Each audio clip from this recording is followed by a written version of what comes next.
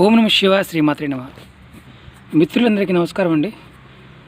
మన మిత్రులు చాలామంది అడిగిన ఒక పాయింట్ ఏంటంటే, జనఘోష నరఘోష ఎక్కువగా ఉంటుంది.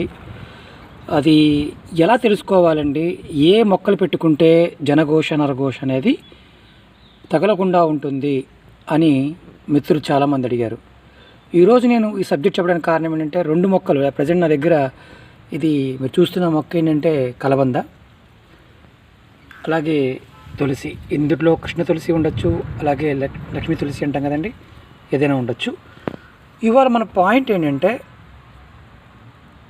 జనఘోష తగిలింది, మనకి నరఘోష తగిలింది, దాని ప్రభావం ఎలా ఉంటుంది, అలాగే ఆ ప్రభావం నుంచి మన ఏ మొక్కలు మనకు కాపాడుతాయి, ఆ ఇండికేషన్స్ ఏంటి, అది తెలుసుకుందాం. మిత్రులు చాలామంది నన్ను అడిగిన క్వశ్చన్ అది.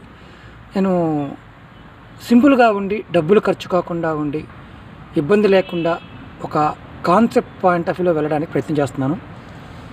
అందుట్లో మన ఇంటి లోపల జనఘోష తగిలింది, దానికి ఇండికేషన్స్ ఏంటంటే, మన ఇంట్లో పెట్టిన తులసి మొక్కలు ఏదైనా ఉందనుకోండి, తులసి మొక్క కానీ, అలాగే మారేడు మొక్క కానీ, తమలపాకు మొక్క కానీ, ఉసిరి మొక్క కానీ, ఇలాంటి మొక్కలు మనం ఇంట్లో కుండీలో పెట్టుకున్నాం అనుకోండి, ఈ తులసి మొక్క తొందరగా వాడిపోవడం జరుగుతుంది. నీళ్ళు పోస్తుంటాము, అలాగే చక్కగా ఎరువు కూడా వేసి చేస్తుంటాం, కానీ సడన్గా తులసి మొక్క ఎండిపోవడం జరుగుతుంది.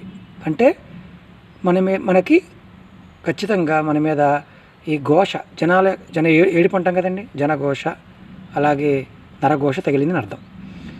ఎమ్మటే మళ్ళీ మనం ఇమీడియట్గా మళ్ళీ ఆ ప్లేస్లో మళ్ళీ కొత్త మొక్క పెట్టుకోవడం ప్రయత్నం చేయాలి.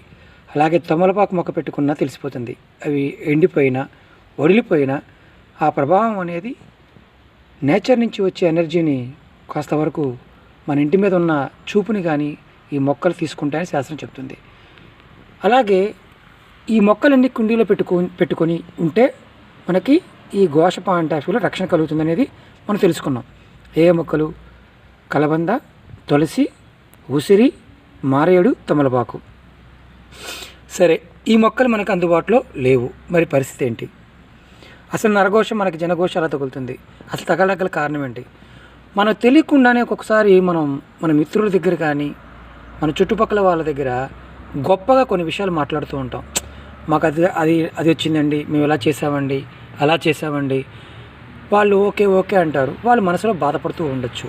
దానివల్ల కూడా మనకి తెలియకుండానే ఇలాంటి సంఘటనలు ఎదురవుతూ ఉంటాయి.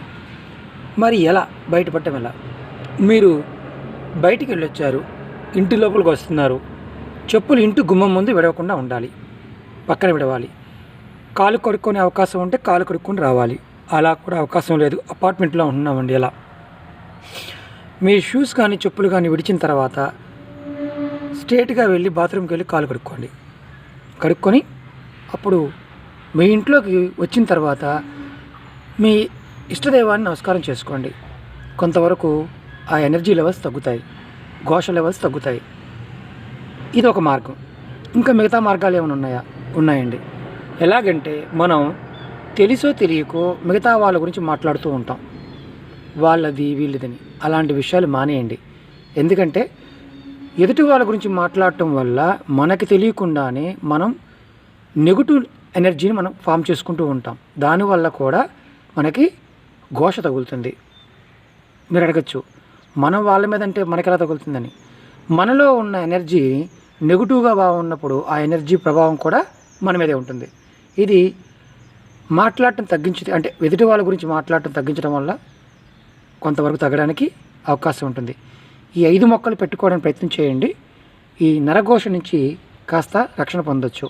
అలాగే పిల్లలు కానీ, మన పిల్లల గురించి గొప్పగా చెప్తుంటాం, మా పిల్లలు అదండి, మా పిల్లలు ఇదండి. అలాంటివి గొప్పలు చెప్పడం తగ్గించుకోండి. అయిన వాళ్ళు ఒక్కొక్కసారి మన పార్టీలు పిలుస్తుంటాం, కిడ్డీ పార్టీలకు వస్తారు. పిల్లలు ఒకటి విపరీతంగా ఆ తర్వాత ఏడుపు లంఘించుకుంటారు. వాళ్ళకి ఇమీడియట్గా దిష్టి తీయడం లాంటివి నేర్చుకోండి, దిష్టి తీయండి. అలాగే పిల్లల పాయింట్ ఆఫ్ వ్యూలో చిన్నపిల్లలకి దిష్టి చుక్క లాంటిది పెట్టండి. పెద్దవాళ్ళ పాయింట్ ఆఫ్ వ్యూలో ఖచ్చితంగా ఎవరన్నా వచ్చి వెళ్ళినప్పుడు, తలనొప్పిగా ఉన్నా కానీ, ఆవలింతలు వస్తున్నప్పుడు కానీ ఇమీడియట్గా మీరు కాళ్ళు కడుక్కొని, ముఖం కడుక్కొని సింధూరాన్ని బొట్టుగా పెట్టుకోవడానికి ప్రయత్నం చేయండి. ఖచ్చితంగా మీకు రిలీఫ్ అనేది దక్కుతుంది. ఇది ప్రస్తుతానికి మనం, ఎందుకంటే ఈ వీడియో లెంత్ అవుతుందండి, ఇవి ప్రస్తుతానికి చేయడానికి ప్రయత్నం చేయండి. తులసి మొక్క, అలోవెరా మొక్క, ఉసిరి మొక్క, అలాగే మనకి ఇంట్లో బాగా పెరడుందనుకోండి అరటి మొక్క లాంటిది కూడా పెట్టుకోండి. లక్ష్మీదేవి ఉంటుంది, అలాగే ఘోష నుంచి కాపాడుతాయి. ఈ మొక్కలు పెట్టుకోవడం వల్ల మనకి జనఘోష నుంచి, నరఘోష నుంచి కూడా రక్షణ పొందొచ్చు. ఈ విధంగా చేయడం వల్ల ఫలితాలు అనేవి అద్భుతంగా ఉంటాయి. మీకు ఈ వీడియో నచ్చినట్టయితే లైక్ చేయండి, షేర్ చేయండి, నా ఛానల్ సబ్స్క్రైబ్ చేయండి.